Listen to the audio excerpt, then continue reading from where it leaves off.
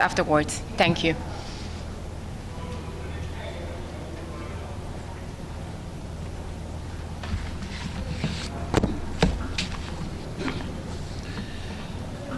Good morning.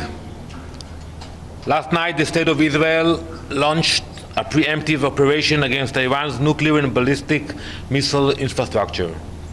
Dozens of sites across Iran were struck with precision, and many senior terrorists in the IRGC were eliminated.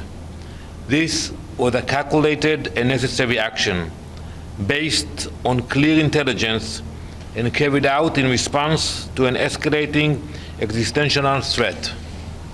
For years, the Iranian regime has funded and directed attacks against Israel through its terrorist proxies, Hamas, Hezbollah, and the Houthis. Iran has fueled instability across the region, while openly declaring its intent to destroy, to eliminate the State of Israel. But in recent months, the Iranian threat took a dramatic turn. Iran advanced significantly toward nuclear weapons capabilities. Intelligence obtained by Israel revealed a secret program to develop all necessary parts of a bomb: uranium enrichment, triggering mechanisms, and warhead delivery systems. According to the latest IAEA reports, Iran now has enough material for multiple nuclear weapons and has moved dangerously close to operational capability. What's more, Israel uncovered clear evidence that the Iranian regime was planning a surprise attack in coordination with their proxies. They had planned to invade from all sides, with thousands of terrorists and thousands of projectiles. As you know, October 7 was a deeply painful and traumatic day for all of us.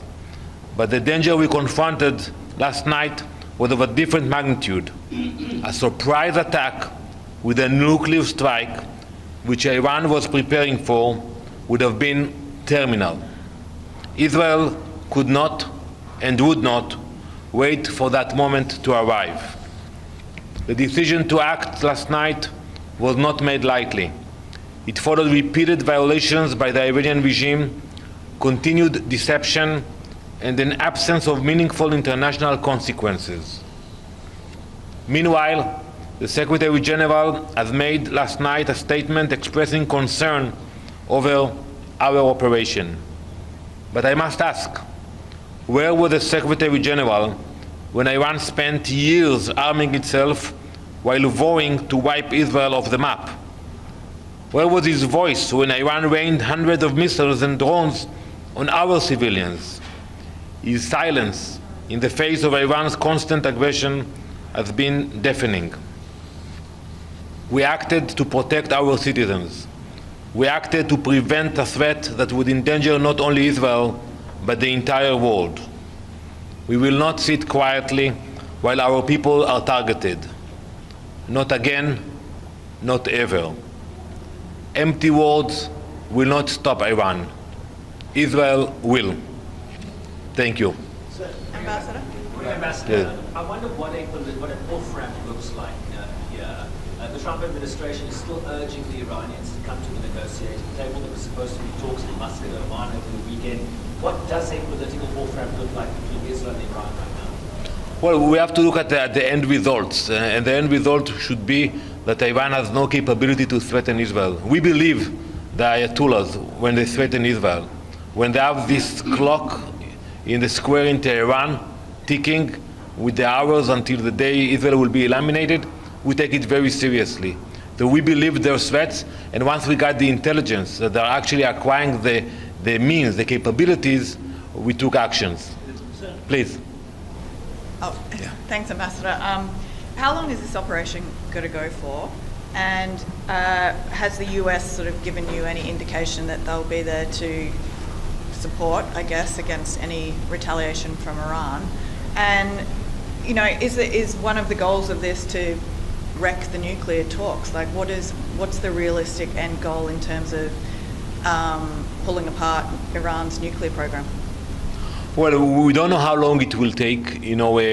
We prepared the population in Israel to embrace for attack coming from Iran. Last night they sent more than 100 drones that we intercepted them.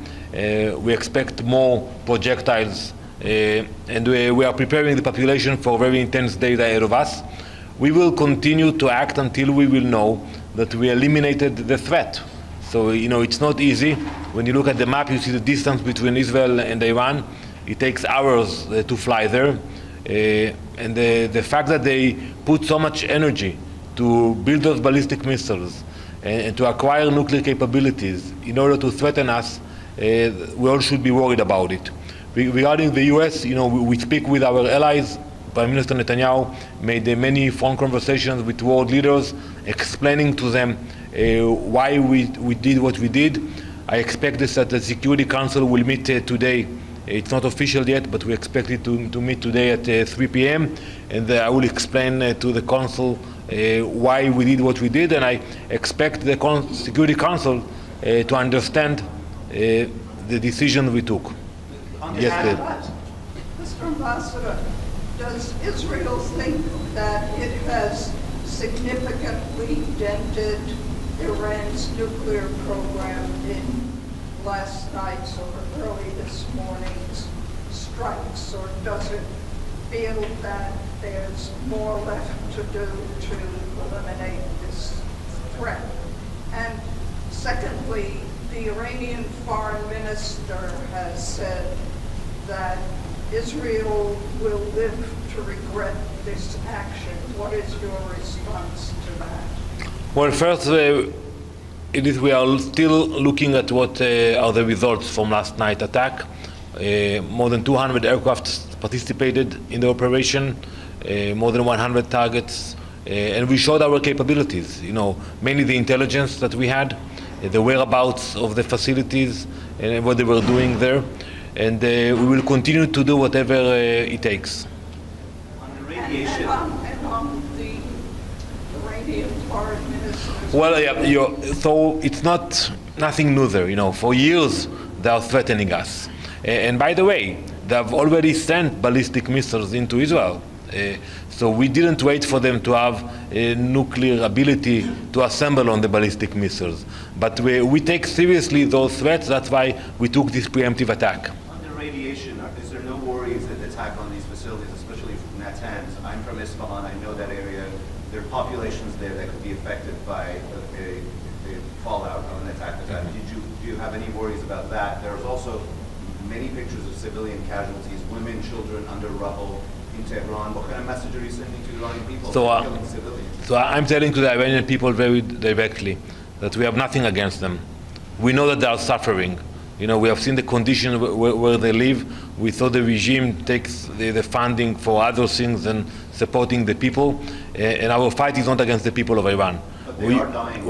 And the attack was taking at a time when people were not in the streets, and we did everything we can to minimize civilian casualties. And on radiation? On radiation, I saw reports coming from Iran. I'm sure you know better than me. But those questions you should refer to the Iranian representative. Yes? Besides diminishing Iran's nuclear capabilities, this regime change is undeclared aim also of this attack, or at least in Iran for it. So the goals of our operation are very clear. Is to make sure that Iran will not have nuclear capabilities, and to stop the ballistic missile operation. And I will elaborate on that. They producing hundreds of missiles. They wanted to get to a position where they can compete with Russia and the US regarding ballistic missiles. So we want to stop both the ballistic missile operation and the nuclear reactor. One last question, please. Just a quick question. This kind of like a vicious cycle, back and forth, back and forth. Ambassador, is Israel open to a direct talk with Iranian counterpart if possible? We are a peaceful nation. We had no conflict with Iran. They decided, because the radical ideas and ideology of the regime, not of the people, to attack Israel and to spend billions against us. But we have no conflict with Iran, no dispute with the Iranian people. And one can ask themselves why they're spending so much time and funding to send those money to the proxies and to build the capabilities to threaten Israel. So Israel is willing to talk if they want. We are a peaceful nation. You know, we signed many peace treaties with many nations in the region. We hopefully will sign more treaties in the future. But when we see a radical regime that is threatened to annihilate us, we take it very seriously. Thank you very much.